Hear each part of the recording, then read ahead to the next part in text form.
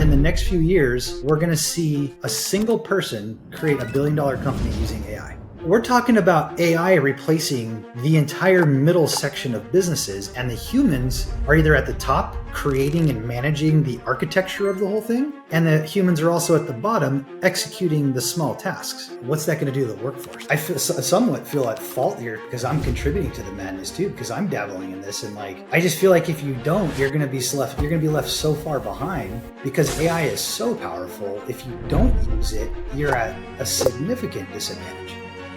Exciting but scary. It's like, at that point, at what point do you lose any semblance of yourself? It's been a little while. We kind of pushed pause on this for a second, but there's been some crazy revolutions, or that's what I'm looking for. Revelations in the AI space. Yes.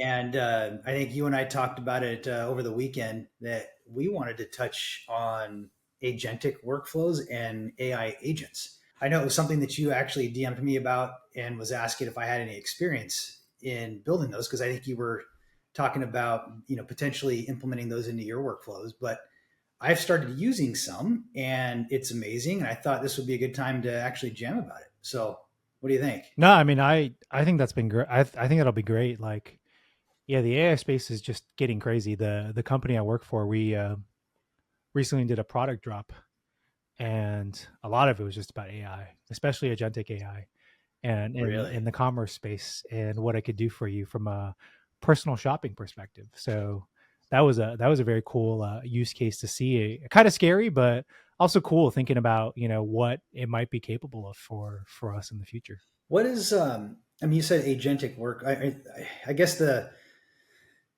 big thing here is distinguishing what is agentic compared to an AI agent. Because when I first started hearing all the buzzwords, I kind of had to search it. Yeah.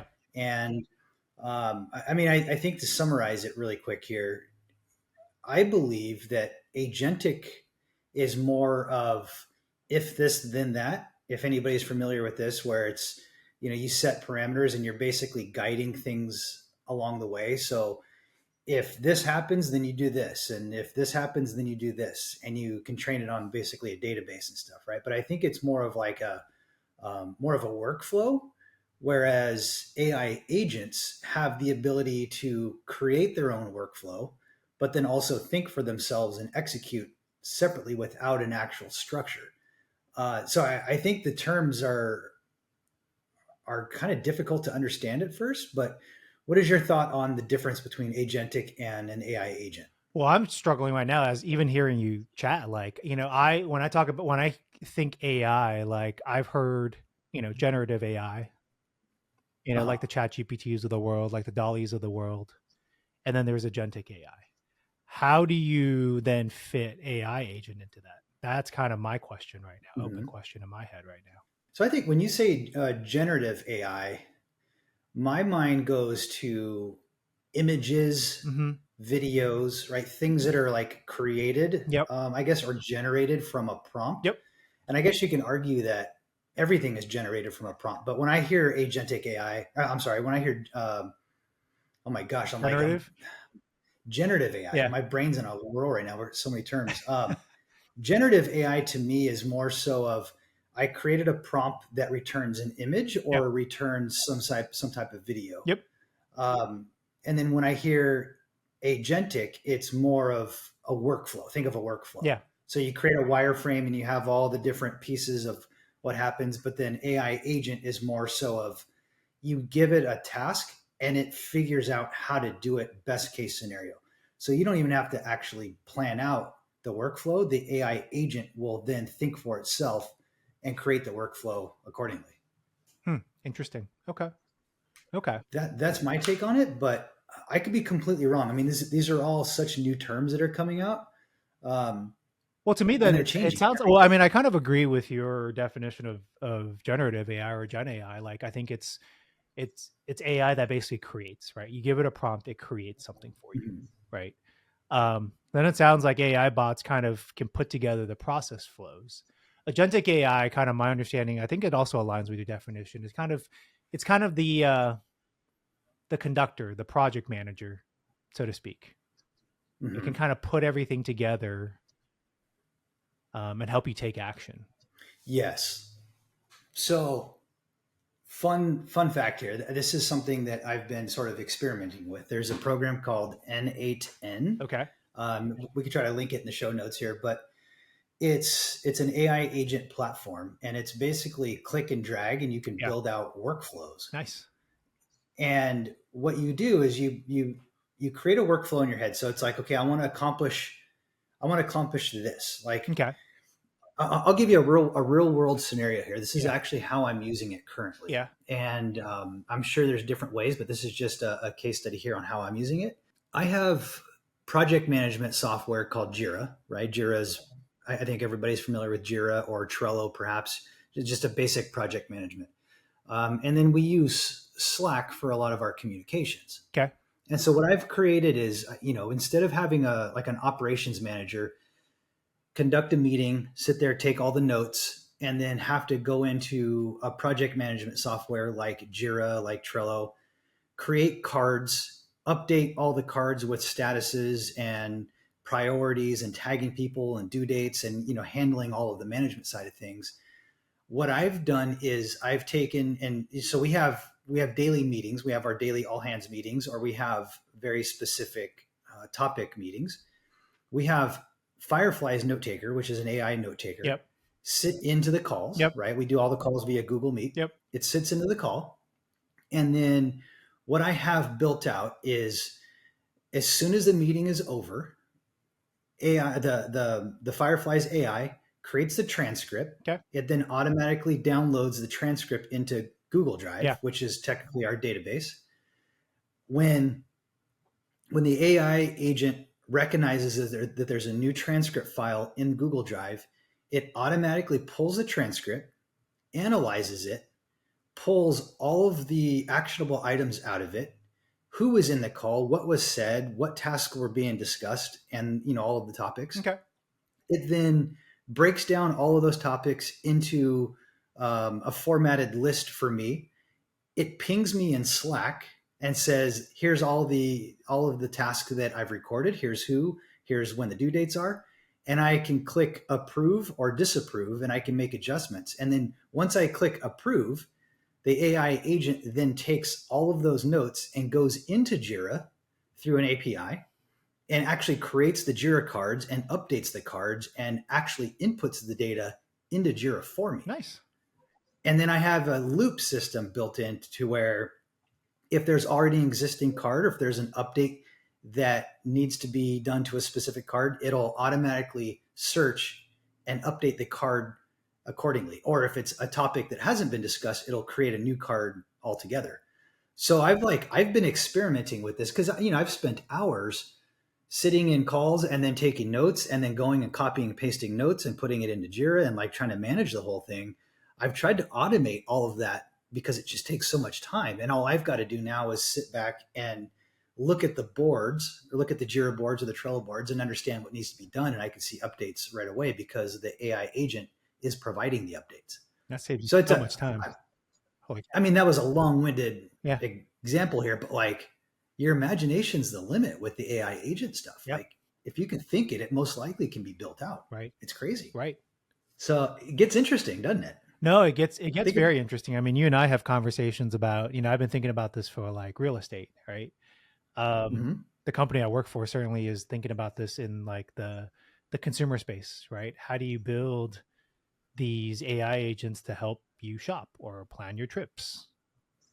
Mhm. And I can just imagine the use cases for that. What are ultimately to me, it comes down to like, saving your time to doing the Yes. most important things, right? If I think about like travel planning as a use case, like, can you imagine like AI agent that goes out there and kind of knows your preferences, like knows what it is you typically look for on a trip, and you're just like, hey, I want to go on a trip to Japan, Mhm. and I want to go on these dates.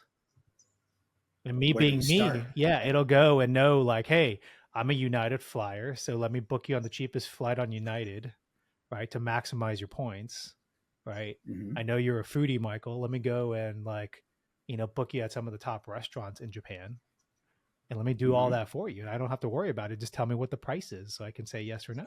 Yep. And via APIs and stuff, like all of that is now possible. Yeah. And the cool thing that I've realized too is a lot of people will kind of default to, well, the AI agent, what if it just starts to go off and starts to book things and spends all your money and then now you can't control it, right? So they have this thing within N8N, the program, they have a thing called human in the loop. Oh, So you can create specific, like in my scenario, I didn't want the agent to update Jira mm-hmm. unless I approved all of the tasks first, because I didn't want just like a mass Yeah. amount of Jira cards created or changes. Yeah. So I have a human in the loop element to where it'll ping me in Slack, or it can ping you in a text message or Telegram with a list of things, and you literally just approve it or disapprove it, and it'll make adjustments for you until you approve it. So in your case, like, here's a list of 5 restaurants. Here's the specialties, here's the prices. Which one would you like? Yeah. And it can ping you as human in the loop, and you can say, okay, well, I would like this one, and you respond back to it, and then it triggers the next process, which is, okay, take the one that was approved and now book the reservation and get it all set up. Human in the loop is kind of like a safety mechanism that I think scares a lot of people because they don't know about that. Like, it's a great feature to have. I think especially at the beginning as you're training, right? Oh yeah, yeah, Like every time you make one of these decisions, it's just another training data point. yep. So, I mean, I'm curious, like at some point, would you take out human in the loop for yourself, or do you think you would always have it? Um, God, it's a good question. I think if the when it gets to the point to where the AI is working so good and Yep. so efficient, Yep. and I'm constantly just pressing approve over and over, I see no reason to not remove that. Yep. But I do think that there's probably certain scenarios for safety, Yep. um, and just overall oversight too. Like when you're talking about spending money, right? If you're Yeah. giving it the ability to actually book something and spend your money, like, I would think that I would still want to control certain elements like that. But I mean, who knows? Maybe it gets so good that you don't even have to worry about that It's anymore. kind of freaky to think about, but yeah, I could see that. It really is. Yeah, like I had this crazy idea of, like, if you can think of all these things, like, let's use like a personal stylist. Let's super random here, but let's talk about this for a second. What if you created a workflow with an AI agent that, let's say you go in your closet right now Yeah. and you take your phone Yep. and you take a picture of every single piece of clothing that you own, Yeah. and all the way down from like your watch Yep. to your shirts Yep. to your belts and Yep. socks and pants and stuff. Yep. You upload all of those garments, all those pictures to Google Drive, and you link an AI agent to your Google Calendar, so it knows your schedule, it knows what meetings you have, it knows the weather outside because you can hook it up to your weather app, and you can literally say, like, wake up in the morning and say, what do I wear today? And it goes through the database of all your Yep. clothes, and it says, hey, Michael, it looks like this is your schedule for today.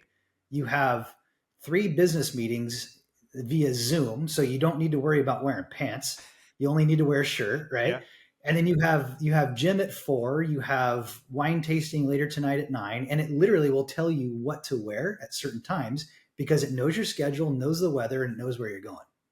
I love that idea. I mean, I don't think the AI Isn't agent's that going kind to of have cool? it's very cool. It's just not going to have to work very hard for me because my outfits are going to It's a black be t-shirt. yeah, it's going to be a black 32 cool like 32-degree shirt from Costco, Levi jeans or Vori pants, Yep. and Under Armour shorts for working out. So it has maybe like 5 Easy enough. options to choose from if you looked at my closet. But no, So it's a here's a very cool idea. here's a question for you though. Yeah. Is it simple like that because you're the type that hates shopping? And would you benefit from the agent if it said, "Hey, Michael, I've noticed that all your clothes are black.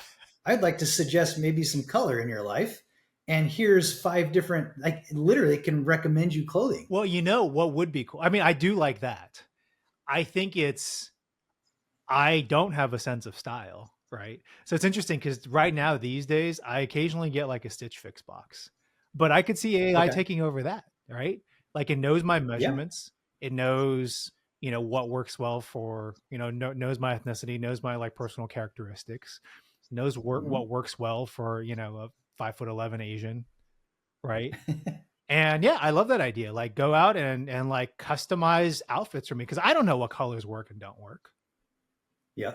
But go browse like Google on the internet and tell me like what works for Asians, my size and build, Mhm. and then Yeah, start you can look recommending for all stuff. the trending, Yeah, look all the for the trending trending styles that stuff. are current, Exactly. Yeah, yeah, and you can build all that into an AI agent that constantly loops itself and yeah, keeps it's always updated. yeah, And then as you buy things or as it orders things, it automatically will upload the picture into your database yeah. so it knows what garments you have. Well, then Like, it's even cool. Going back to your example, I could be like, well, literally, let's take my trip that I'm leaving for Europe tomorrow. I'd be like, hey, I'm going to Central Europe, right? It's mhm. the middle of summer, 80 something degrees. I'm going to these places. Give me some clothing recommendations. Or maybe, hey, I have a friend that's getting married next year. They want to do Jane, wait, sorry, Jane Austen, like like a themed wedding. uh, I have no idea what the hell that looks like. Tell me something that I look good in with that theme, right? Or I'm going to a black tie event. Get me into a nice tux. Give it yeah, those like situations and have it recommend something that works. I mean, that's incredibly powerful. personal stylist. Personal stylist. Yeah. I mean, there's a business that could go out of business right now. Like Put somebody can Netflix create out of an business. AI agent that literally does that for you, Yep. and now there's no more personal stylist. Yeah. Like, If you're a personal and it stylist can out be, there, we apologize, but hey, what can we do? yeah. But I mean, it just kind of, I mean, it's kind of a random example, but it just kind of paints a picture of what's potentially Yeah. possible with all this. Well, I know. I mean, you could probably Yeah. do it for anything. No, totally. And I've been like you and I have been chatting because I've been really thinking about this in like the real estate space. Mhm. Um, So let's touch on that for a yeah. second. What are your thoughts on the real estate space? Like, how would you, or what are you thinking in regards to how to implement that into your everyday life with real estate? Well, I mean, so many ways, right? I think, let's touch on like the first aspect. The first thing that comes to mind is for me is like marketing, right? We talk about, Mhm. putting yourself out there, especially on social media. What makes it super hard? Sure. It's content, right? Shit. I mean, Hmm. I go as far, you and I have talked about this. I go as far as like combine what we've talked about, generative AI with AI agents.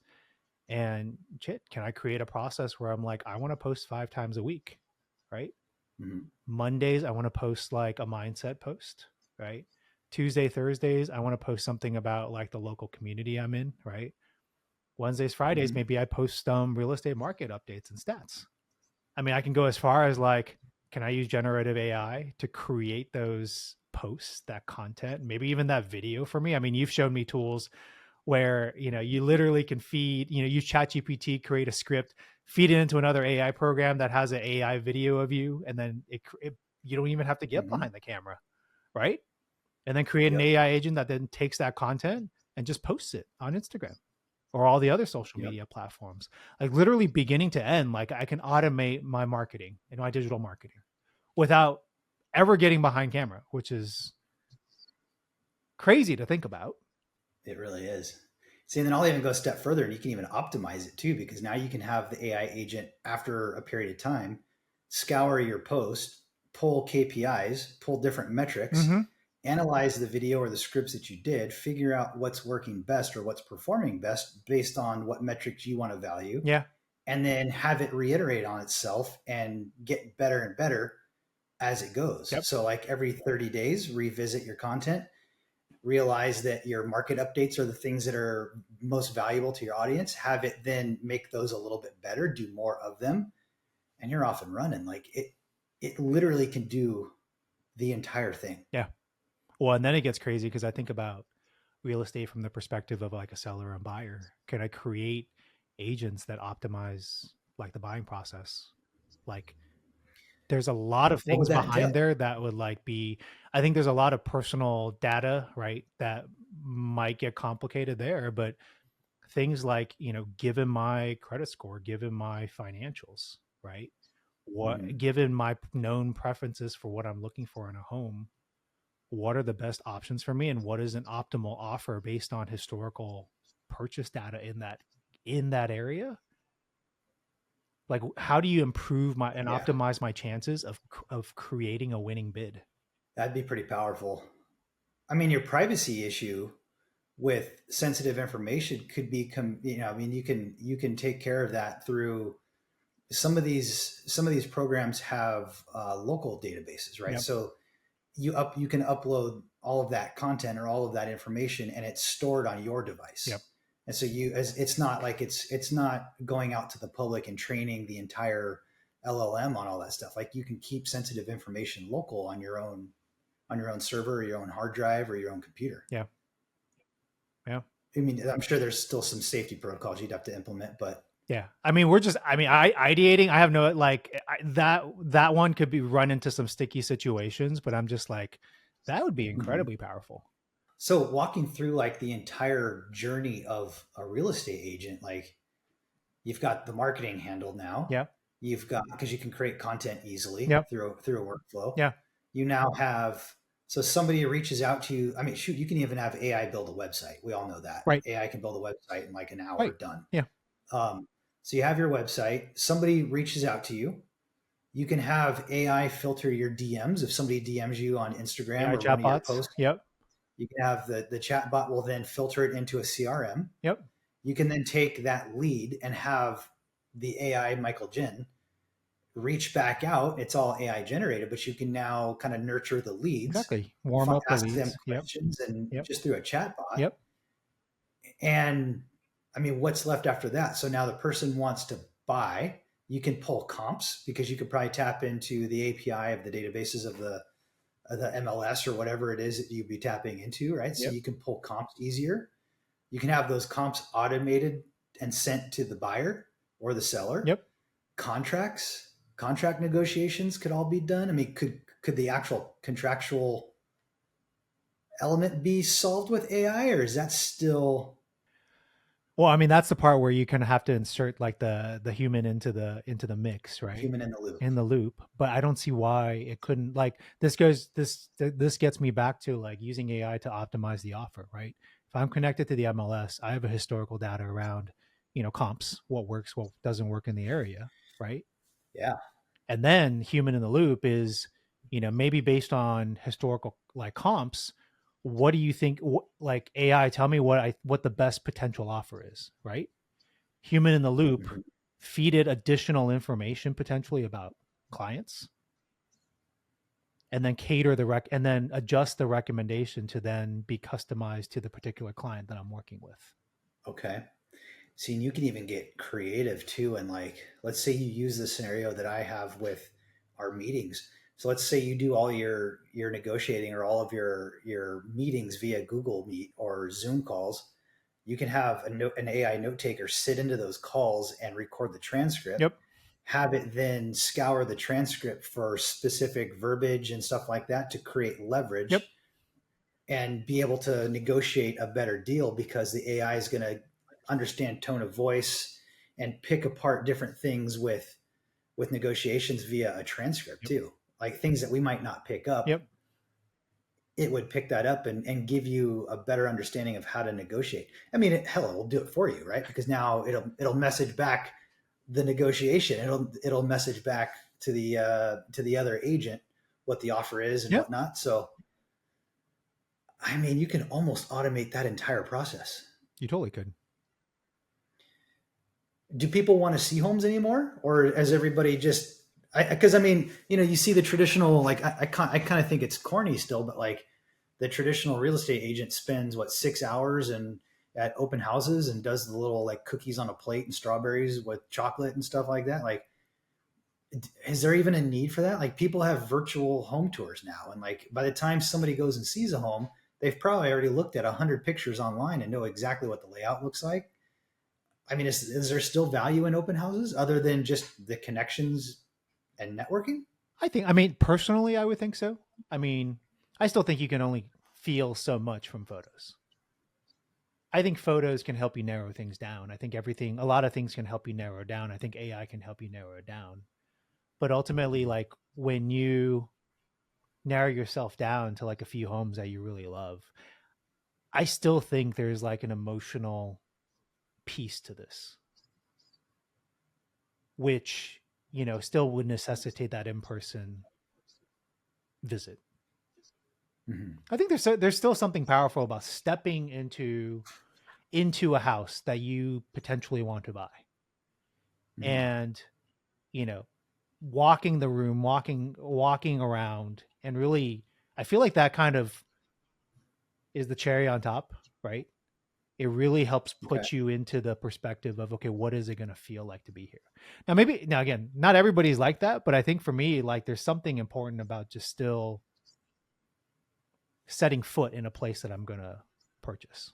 But again, to your point, like, it eliminates, to me, like, it'll eliminate that need of like having to spend multiple weekends going around and just Yeah. looking at homes. You know, Yep. instead of spending, again, it's efficiency, right? The name of the game, I think, is efficiency. Hmm. And it's, instead of spending like 60 hours, maybe I'm spending like 6 hours. Something I did see that I thought was kind of neat, and I don't know if you've used this yet or not, but I've actually seen somebody use generative AI on a picture Okay. where they took pictures of the home and they staged it with virtual AI stuff. Oh, okay. So instead of actually spending money on staging Yeah. now, people are taking Yeah. photos and I mean, it's hard to tell, right? Because AI is getting so good, especially the generative AI. Yeah. They're literally taking a blank kitchen or a Yeah. blank living Yeah. room, just the walls, and they're decorating it with AI props. Nice. Have you seen that yet? I haven't seen that in particular. I have seen like generated like images with like staging. It would be interesting, you know, as you're saying that, I'm thinking about, you know, Meta and all these companies that do the Mhm. 3D experiences. Uh Can you huh. imagine when that becomes a little more readily available? Oh my And then gosh. you start just Well, VR literally, stuff. yeah, the AR, yeah, the AR stuff, the VR stuff, like you just literally pop on your like whatever, your helmet, your goggles, and like, and you Hmm. take a 3D tour. Well, I mean, that's already been here, right? Yeah. Like that's been out for a while. I feel like VR is kind of struggling to catch virality, but I think the next thing is going to be. I think AR is actually going to be a bigger play. For those who don't know, I mean, augmented reality. Like you can throw on a pair of glasses now and wait till you're projecting things through glasses into things. So like maybe like you said, there's still like that. There's still value in the physical element of like walking into a home. What if you put glasses on so you're still physically in the home, but now as you look around, it's It's the new, yeah, it's augmented augmented. Yeah. decor, Yeah. right? Yeah. Yeah. I mean, that gets kind of interesting. That gets Or really, what if somebody wants to like, hey, I wonder what this house would look like painted light green. They throw on the glasses, and now the house, when they look at the house, it's now a light green. You now can visually see it yeah. instead of having to like. I mean, it gets really, really interesting. There's so many No, it things. gets really interesting. And I feel like that could be really powerful for the investor space. How so? Well, How because how so a for lot of times, if investors? I think about like if I'm trying to invest in real estate, I may not have the chance to go like travel somewhere and check out the property. But then to your, It's not like 2009 where you can just buy up everything and it was a great right, investment. exactly. At least not right now, right? Yeah, But that could be interesting, right? Augmented reality, you put on glasses, you see the property. Shit. I mean, yeah. What if I make what if I make the walls green? What if I knock down this wall? Right? Show me what that would look like, and then hell, let's take it one step further. Like, give me the most cost efficient way to do some of that stuff. yeah. Find me the best contractors in the area. Right? Tell me where, you know, where the cheapest like high quality paint is going to be like nearby, literally. And then like, hey, I'll buy all the materials, find me a contractor that'll do it. Okay, show me the estimate. Yeah. I agree to spend my money, book them, and get it done. Have you seen the AI that actually makes phone calls and reads off scripts? No, I haven't, but that's cool. So let's say your AI actually calls three general Yeah. contractors. It already can prepare a script and it'll reach out and actually call, and you have the voice to text. Like it literally will talk to the general contractor and say like, "Hi, I'm Susie. I represent Michael Jin. He's looking at this property. We need to get a quote." And it literally like creates a script, Yeah. Yeah. calls, talks to the Yeah. person, will schedule it Yeah. because it's all everything's all linked together. It's all connected. It knows your schedule, Yeah. it knows your budget, Yeah. it knows everything. That's crazy. Yeah. Well, you don't have to worry about cold calling anymore in that situation either. Oh, cold calling's dead. I know. Does anybody even do that anymore? Yeah, some old school agents might still do that. Oh my gosh. Sell two houses a year. Yeah. Yeah. I don't know. Hell, it might work. I don't know. Who am I to say? But it's the 21st century, I man. know, Give it the I time. know. Cold calling. Yeah, it's what else excites you about the AI stuff besides the real estate, like, or besides automation?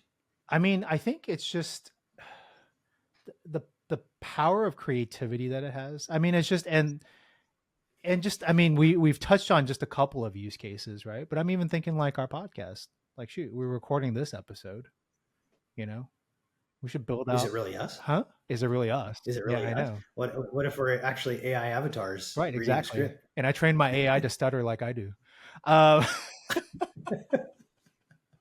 Can I train my AI to just go on random tangents and talk forever? but seriously, right? Like even with our podcast, like throw it into Mhm. what Opus AI and create clips and just post for us. A lot of the things that we talked about, like Yeah. shoot, You know, we should do that with one episode and see if people can even see the difference. yeah, we should actually. That would be Uh interesting. huh. Is it this one or is it the next one? We don't Right. know. Yeah. We're gonna throw it out there and see if you can tell. I got a hot take for you. Okay. I think I may have touched on this on the phone call you and I had, but have you ever thought of a scenario where an AI agent is your boss? Jeez. And Yeah. I'll explain. This gets really really wild because I actually brainstormed this and I presented it to a couple different teams when I was out in Florida recently, Okay. and it resonated so much that one of the persons went back home to northern Italy and actually met with his team and created a new position in his company called what did he call it? Chief AI Officer, Okay. CAIO. Wait, is that right? Yeah, CAIO, Yeah. Chief AI Officer. And he said his team, when his team saw that, they all started to panic. And the way I pitched it to this guy was I was like, okay, imagine a traditional org chart. You have the CEO, you have the board of directors, pretty much all at the top. Yep. All right, in a traditional org. If you're talking small business, then obviously you wouldn't have a board of directors or whatever. But let's just, for sake of simplicity, let's just say it's a small business that has a CEO, has a bunch of C-suite execs, Yep. right? You have your chief financial officer, you have your CMO, Yep. you have your CTO, and then underneath all of your C-suite, you then have directors or managers of specific departments. So let's just use the marketing department as an example. So let's say you got the CMO, and then under the CMO, you have the director of social media, you have the creative director, you have the graphic designer, you have all of these different managers, and then below them, you have the actual graphic designers, the copywriters, the social media posting and distribution Yep. managers, and whatnot. Could you imagine a world where the CMO is an AI agent? The CMO's job is to basically come up with the marketing plan Yep. based on budget, based on certain metrics that the rest of the C-suite kind of all sit together, right? So Hmm. what if all the C-suite execs are all built out as AI agents that all have a very specific goal from the top, Yep. and that CMO now creates the marketing plan, creates the quarterly KPIs, the yearly KPIs, all of the stuff that needs to be done, and then sends it to the creative director AI, who then creates the tasks and creates all of the guidelines for what everything's supposed to look like, brand guides, vision guides, primal branding, all that stuff. And then you have your social media manager that is now an AI that comes up with the entire social distribution plan, right? Yep. So imagine you have all these C suites and all of these managers all talking to each other. They're all linked together. So they're all working towards a very specific goal that is trained at the top. And now at the bottom, you have the humans that come into work, they log into Slack or whatever you use, and they say, hey, Michael Jinbot, what is my task for today? And you're an AI, and let's say you're the social media manager, and you're like, oh, hey, good morning. these are your tasks for today. We need to create 6 social media posts. We need to do this, this, and this. We need this, this, and this, and we need it by this time and this date. Let me know when it's ready. Upload it here. Yeah. The human then goes and does all the work, uploads it. It then triggers the AI to then monitor it, analyze it, make sure it follows the guidelines. That AI then sends it somewhere else. And the human is at the bottom ready for the next task. I mean, we're talking about AI replacing the entire middle section of businesses, and the humans are either at the top creating and managing the architecture of the whole thing, and the humans are also at the bottom executing the small tasks Well, you know what? that the AI can't do. I think that's the key point is what the AI can't do. Because I'm thinking about this, and I'm like, this is how AI takes over the world, right? I mean, Uh-huh. humans may be at the top, but you know what's going to happen is that AI middle layer is going to be like, oh, you damn humans are too inefficient and not effective, and your throughput's not increasing. All right, so I'm going to just fucking Firewall. replace you with more AI bots. Mm-hmm. I mean, that's It what's very going to well could happen, happen. huh? Yeah. Well, it was it Sam Altman. Was it Sam Altman that came out the other day and said that we're in the next few years we're going to see um, a single person become $1 billion company. Yeah, A single person create $1 billion company using AI because all of this agentic workflows and AI agents and stuff can automate just about everything. yeah, So, like, I mean, my mind was racing because I was like, holy shit, like, there's still going to be some human element, but if you really create a solid architecture, it could legitimately replace almost all of the human element in a lot of yep, businesses once everything is connected. yep, yep, And it's getting connected. Like, you can almost do this now. yep. So, it's scary. Incredibly scary. What's that going to do to the workforce? Like, I mean, is this why they're trying to ban certain things? I mean, there's going to be some crazy shit coming. I mean, we either end up with like, the dystopian end of the world type stuff, Mm-hmm. or maybe you end up with like the utopian Star Trek type stuff, or You know what's humans. going to happen is we're going to move towards universal basic income because nobody's going to have a damn job. Well, that's what I'm saying, right? Damn. Maybe the utopian, like, I mean, you talk about Star Trek, like mankind is focused on just general exploration and really pushing the bounds. There's no there's no income of any kind. I mean, at least, within the Federation, there's no income of any kind.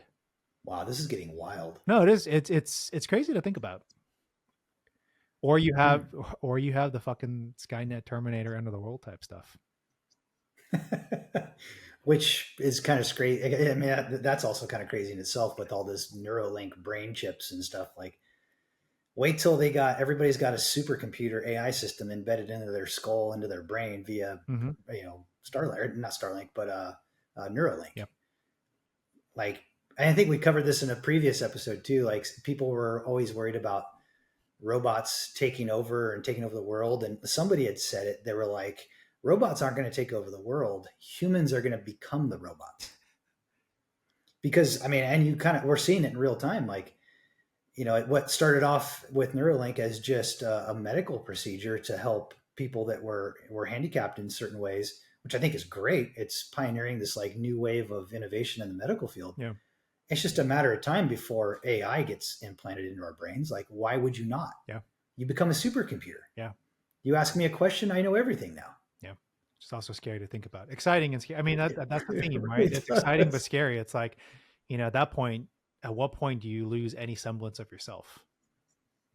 This has become the most depressing fucking podcast episode I think we've done.